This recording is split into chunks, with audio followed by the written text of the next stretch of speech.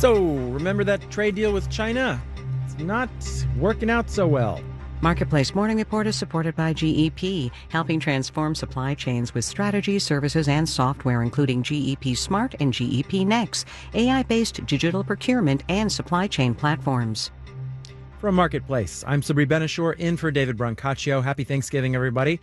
China has purchased only a quarter of the energy products it had promised to import from the U.S. under the Phase 1 trade deal, according to Reuters. And it is not just energy. Recent numbers show China doesn't appear to be meeting its obligations for any of the product categories in the deal. Marketplace's Nova Safo has been looking into the numbers. Hi, Nova, what did you find? Well, between this year and next, Sabri, China is supposed to increase its purchases of U.S. goods and services by $200 billion. The Peterson Institute for International Economics crunched the numbers, and it found China has imported just over half of what it should have at this point in the deal. We asked Chad Bown, a senior fellow at the Institute, whether this was because of the pandemic. The targets were probably unrealistic from the start. Even before the agreement was signed, just looking at them, it seemed like an additional $200 billion of American exports would just be a really, really big stretch. And then as 2020 has played out, I think there's a number of reasons why you're not getting close. And among them, yes, the pandemic, it scrambled world trade, but there were a number of other economic factors, Sabri, like retaliatory tariffs. Well, if China isn't meeting its targets, what does that mean for the Biden administration? Well, they have to negotiate some more no matter what, right? Because the Phase 1 trade deal did not address the thornier issues between the U.S. and China. Here's Chad Bown again. And that would include, China's system of subsidies, its state-owned enterprises, these, giant Chinese companies that kind of produce too much steel, produce too much aluminum, subsidies to, their high-tech sectors. So he thinks the Biden administration maybe has to toss out the Phase 1 deal so that it can get allies in on a new deal. All right. Thank you, Nova. Tomorrow is Black Friday. The annual tradition of camping out on sidewalks in front of big box stores and getting into free-for-alls with fellow consumers is on hold this year. 75% of shoppers say they are planning to shop online to avoid crowds, according to a survey from Deloitte.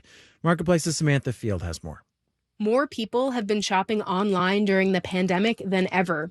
And Brendan Witcher, an analyst at Forrester, says during the holidays, there's no doubt that it's going to go up from here. That will benefit big online retailers. But he says a lot of people are also likely to do their shopping later this year because their holiday plans are still up in the air. And until we know when we're going to see someone, we're not going to make our choice on when to buy that gift. Which could give small local businesses an advantage, he says, if they offer last-minute curbside pickup or same-day delivery. Emily Glockler is trying to offer as many options as possible for customers to shop at her Chicago boutique, One Strange Bird. In-store, online, curbside, delivery. I'm happy for people to call in. I love curating individual gifts for people. November has been slow, she says, but she's been encouraged by the number of customers who've told her they're planning to do their holiday shopping locally. I'm Samantha Fields for Marketplace. Let's do the numbers. U.S. markets are closed for Thanksgiving. The FTSE in London is down 0.5%, and Japan's Nikkei closed up 0.9%. Marketplace Morning Report is supported by TD Ameritrade. For a trading platform that fits you, Thinkorswim offers customizable screeners, charting, and forecasts. Learn more at tdameritrade.com/Thinkorswim. And by Hims, offering men access to licensed medical professionals online who can evaluate conditions including hair loss. Online prescriptions available if appropriate.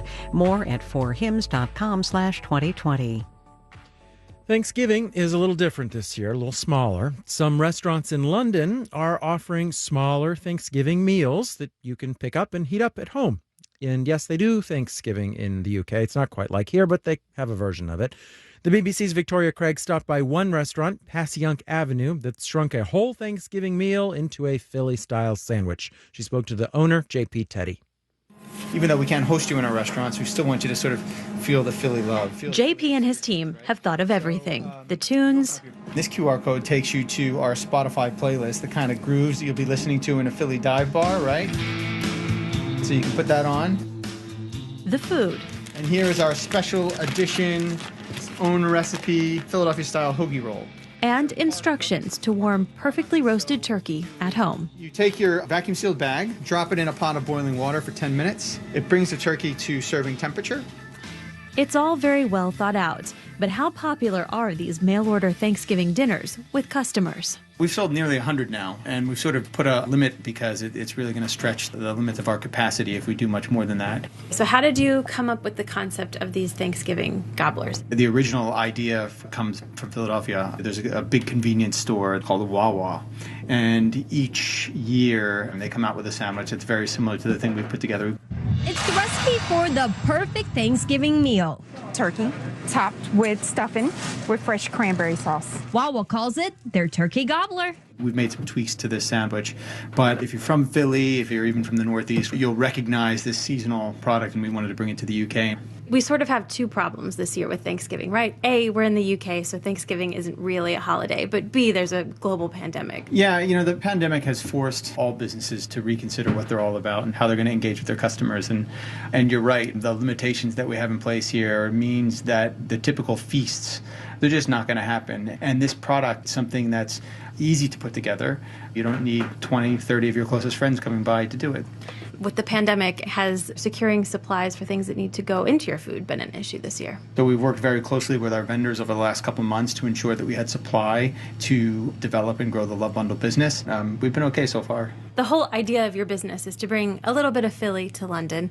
Are you seeing more sales to American customers, or is it sort of a mix? So there's definitely big interest amongst the American expat population, but we have seen non-Americans buy it as well. We've seen people just this weekend, inspired by some of our social media posts, having a crack at trying to make a gobbler at home and sending us pictures.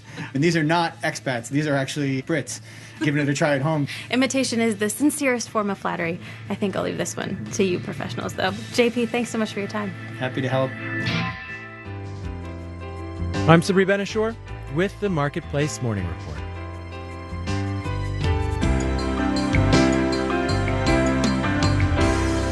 From APM, American Public Media.